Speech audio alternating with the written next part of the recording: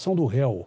No Brasil, as cadeias não recuperam ninguém, só tornam os indivíduos piores.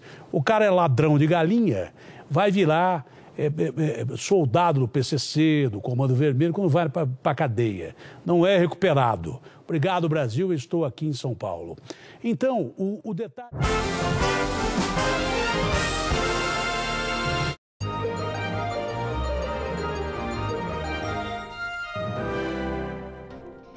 Pais de bebê de 2 meses são indiciados por tentar matar a criança com injeção de insulina. Pelo segundo dia consecutivo, Brasília registra a temperatura mais quente do ano e INMET faz alerta de baixa umidade. Enquanto não chove, racionamento segue longe do fim. O sistema Corumbá 4 só vai começar a fornecer água para o DF em dezembro do ano que vem. E mais, obra inacabada há mais de 2 meses no Guará causa transtornos aos moradores. Notícias da segunda-feira no DF e em torno, agora, no Band Cidade, segunda edição.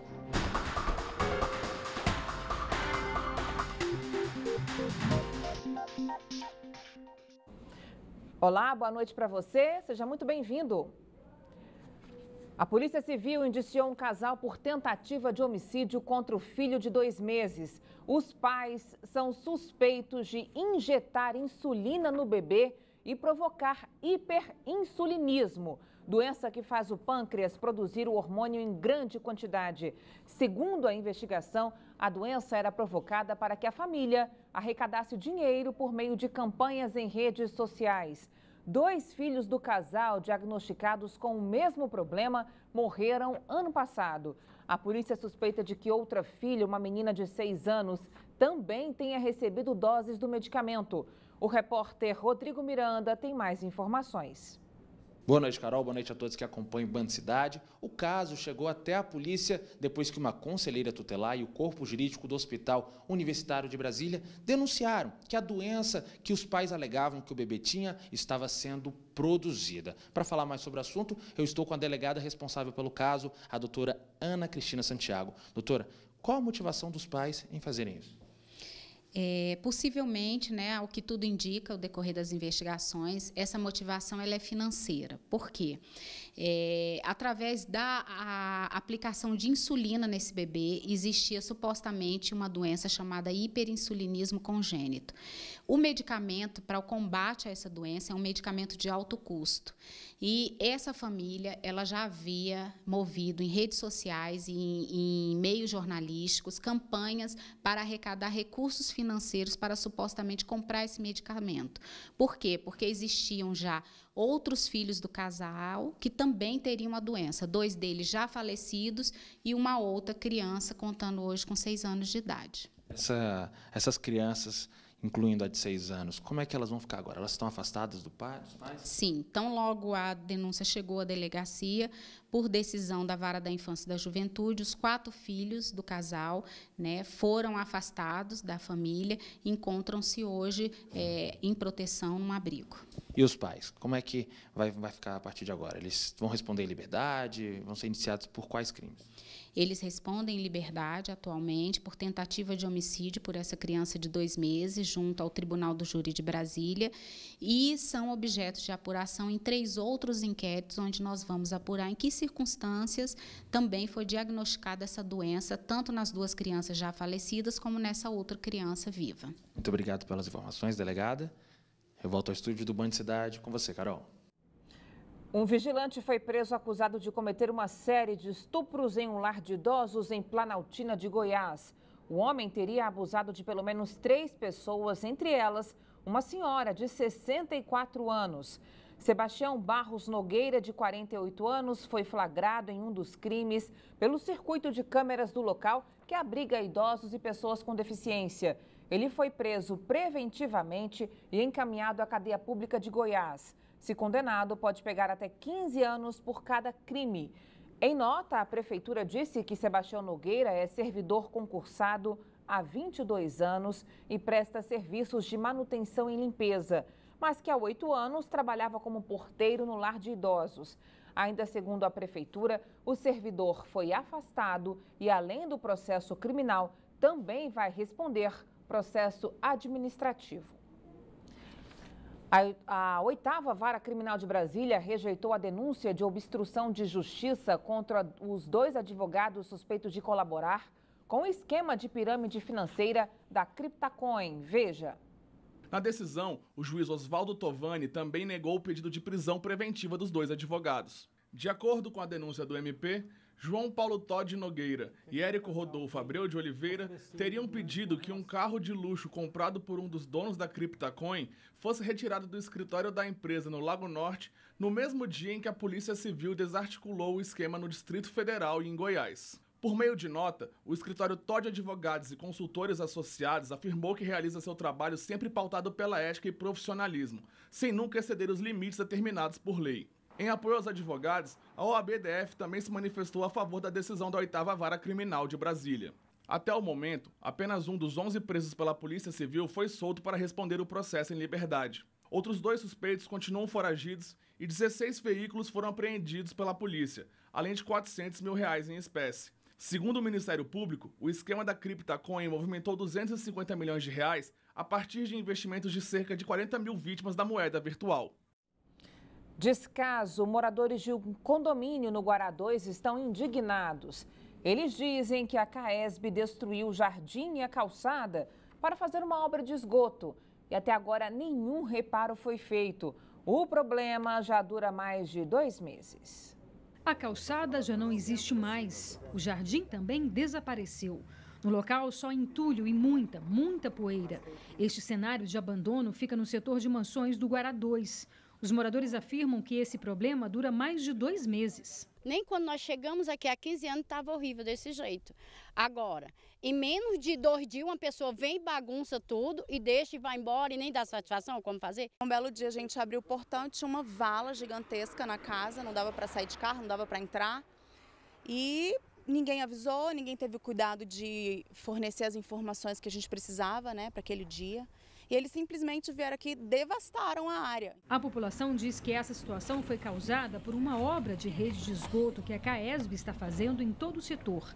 Nesse ponto, a obra acabou recentemente, o que trouxe um pouco de esperança para que o local voltasse a ser como era, mas não passou de promessas. A promessa, que nós ouvimos deles foi que na semana seguinte à implantação dessa rede de esgoto, eles iriam começar a recuperação da área.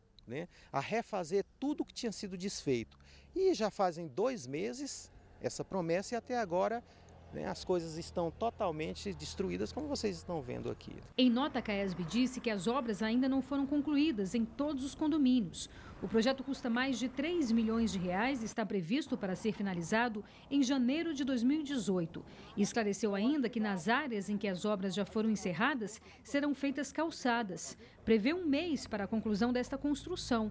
Enquanto isso, os moradores iniciam um abaixo-assinado para que uma solução seja tomada com urgência. Esse serviço é feito pelos condomínios. A gente faz uma arrecadação, faz a obra, deixa pavimentado, deixa estruturado com jardins. Eles vêm, arrancam, não avisam e agora não avisam nem o dia que eles vão recolocar. Vem chega as chuvas, eles paralisam as obras porque está chovendo, não dá realmente para fazer e aí vai ficar até ano que vem. Uma simulação de incêndio assustou quem passou próximo ao Congresso Nacional na manhã desta segunda-feira. No treinamento organizado pelo Corpo de Bombeiros e a Câmara dos Deputados, foram usadas máquinas de fumaça e os servidores precisaram deixar o local em direção ao estacionamento. A simulação, que serve para preparar os militares e os servidores para situações de emergência, contou com 12 homens dos bombeiros. A semana é das crianças, mas tem gente que está aproveitando esta época do ano para já começar a planejar o Natal, é isso mesmo. Confira na reportagem de Camila Lopes. O Dia das Crianças nem chegou e a Bruna já está de olho nos artigos natalinos. Com ela não tem essa história de deixar os preparativos para cima da hora. Tudo é muito bem planejado e com bastante antecedência. Em outubro já começo a desenhar a linha que vai seguir a minha decoração do ano, né? Já começo a pensar como é que vai ser e em 15 de novembro já coloco tudo pela casa e começo a decorar tudo porque é muita coisa. Até a Tuti entra no clima. Família toda, elas fazem parte, elas estão lá na árvore de Natal, elas vestem a roupinha, vão pro pet no dia 24, elas vão junto com a gente para a ceia, que não é na minha casa, na casa da minha sogra, elas vão também, elas ficam com a gente. E se o esquema é começar agora a se preparar para o Natal, a Tatiana dá dicas para quem quer passar os próximos meses com a casa pronta para a chegada do Papai Noel. Para quem quer inovar, né, para quem quer sair do clássico e quer inovar, pode apostar na cor rosé, que é uma cor que veio com muita força, tanto na decoração de interiores, no design de interiores, e também apareceu, né, surgiu com muita força para a decoração natalina. Tem também o dourado, para quem gosta de criar um impacto visual, uma coisa mais glamurosa. Não é só com a venda de artigos natalinos que o comércio espera faturar este ano. A expectativa de vendas já é melhor do que a registrada em 2016. O setor projeta um crescimento de 4% a 6% em relação ao mesmo período do ano passado. Nós estamos sendo muito otimistas, né? Nós não vamos ter problema de atraso de pagamento, que eu acho que o governo está pagando direito. Nós estamos vendo os empresários realmente confiando muito na expectativa, todos comprando mercadoria e esperando realmente um grande movimento. Na semana passada, você viu aqui na Band que a Justiça do DF autorizou uma família a plantar maconha em casa para o tratamento da filha que sofre com uma doença neurológica desde pequena. Hoje, você vai conhecer a rotina de Júlia Sá, a adolescente de 16 anos beneficiada pela decisão. Comunicativa e inteligente, Júlia tem 16 anos e coleciona uma série de sonhos. Um deles é se tornar cineasta, objetivo que estava quase guardado na gaveta por causa das dificuldades que encontrava para lidar com alguns sintomas que vieram em decorrência da síndrome de Silver-Russell. Era bem triste, porque eu não vi um futuro, muito alegre para mim. Eu não vi um futuro sem remédio, sem medicamento da farmácia. Então, era destruidor para mim saber que eu sempre ia ter que tomar o mesmo tipo de antibiótico e sempre ter aquelas mesmas reações de frustração e raiva e angústia. Era desesperador, realmente. Orientada por um neurologista e depois de passar por vários tratamentos e cirurgias, a adolescente começou a utilizar um remédio à base de canabidiol. A substância derivada da cannabis, planta da maconha, ameniza o sofrimento. O que eu queria era mesmo não usar nada, né? Mas já que eu tenho esse remédio, eu agradeço, né? Mesmo porque, assim, entre esse remédio e os outros... eu prefiro muito mais esse, porque esse, além de trazer benefícios para minha vida, é um natural, né? Os pais da Júlia viveram 6 meses de aflição aguardando a decisão da Justiça. O pedido foi negado em primeira instância, mas eles não desistiram da luta e recorreram. Foi quando os desembargadores do Tribunal de Justiça resolveram analisar o caso de perto e decidiram permitir o plantio da maconha para uso medicinal. A família de Júlia é a primeira em Brasília a ter respaldo judicial para cultivar maconha para o tratamento da filha. O padrasto lembra que não foi uma jornada fácil até a vitória. É angustiante porque você está cultivando, você está infringindo a lei, você está sendo recebido por uma vara onde são entre as pessoas envolvidas com o tráfico ou com o crime. Você está sendo visto como criminoso, porque até então você é um pedaço de papel. Você é alguém que está plantando uma maconha. Sabe? A gente chegou no TJ em segunda instância. E aí que nosso mundo ganhou vida. Norberto também viveu um drama parecido. Teve de lutar na justiça para que a filha tivesse o direito de se tratar com remédio à base de cannabis. Foi o primeiro no Brasil a conseguir esse direito há 4 anos. Ele comemora a decisão judicial a favor da Júlia. Nem só no caso da Anne, como no caso da Júlia, são milhares de pessoas pelo Brasil inteiro que já estão usando e relatam a melhoria na qualidade de vida. Não é nada milagroso, não é algo que vai mudar a vida da pessoa e temos de solução milagrosa para os seus problemas, mas que com certeza traz qualidade de vida, traz, não só para a pessoa, como para a família inteira. Susto no Lago Oeste. Hoje de manhã, os moradores da quadra 19 foram surpreendidos com uma onça em cima de uma árvore. A Polícia Ambiental foi chamada. Nessas imagens enviadas pela polícia, é possível ver o felino. O batalhão da Polícia Militar Ambiental isolou a área para sedar o bicho. Depois de 1 hora de operação, a onça parda adormeceu e foi capturada em cima da árvore. O animal foi levado para o zoológico, onde passará por exames e vai ficar em observação.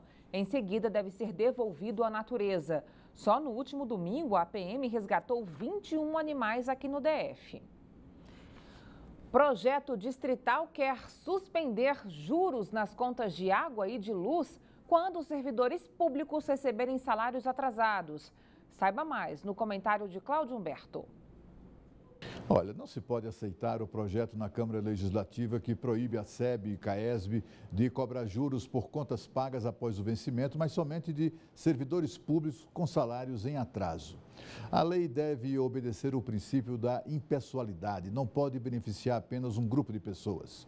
Afinal, no setor privado também existem quem receba salários em atraso. E o que dizer dos mais de 400 mil brasilienses que estão desempregados, nem salários têm? E da família cujo ente querido morreu por falta de atendimento médico no serviço público de saúde, também merece ressarcimento, indenização? Os parlamentares devem comedimento de suas iniciativas, mesmo quando caem na tentação da demagogia. É boa a intenção de fazer o governo pagar pelas falhas na prestação de serviços públicos, mas a lei deve ser igual para todos, sem qualquer distinção.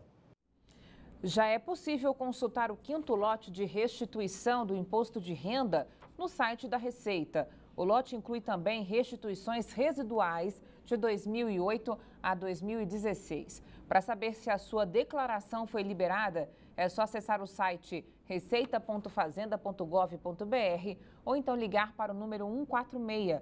O dinheiro entra na conta na próxima segunda-feira, dia 16. Mais de 2.400.000 contribuintes vão ser contemplados, totalizando aí 2,8 bilhões de reais.